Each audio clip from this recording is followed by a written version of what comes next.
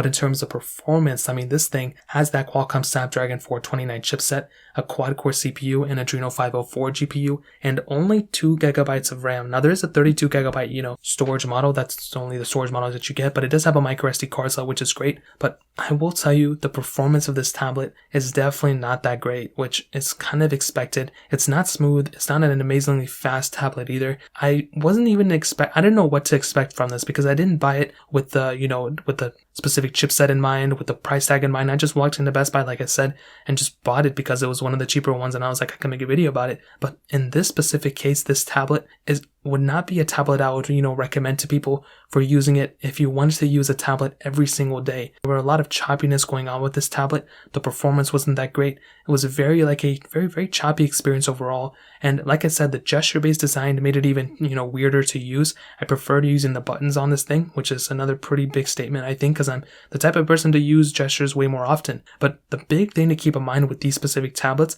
is that you have to understand your use case. If you're buying it for your kid or something like that, and all they do is play games on it, then this is perfect because they're not really going to care, and they're probably not even going to want to play that often because it's not going to be an extremely fast, smooth experience, but they're not going to complain about it because they're kids. So that's one way to look at it, and that's one way I would probably recommend this tablet to be for more so, is for kids than actual professionals. But if you're somebody who wants to actually get a tablet and you're a student or you're a professional that had a job and you actually want to use your specific, tablet to get things done, to get by and all that stuff, then you're not really going to have too great of an experience with this specific tablet. You're going to have a way better experience, in my opinion, from a cheaper iPad, like an iPad 6th generation or 7th generation, like a last gen iPad, even an iPad mini 4.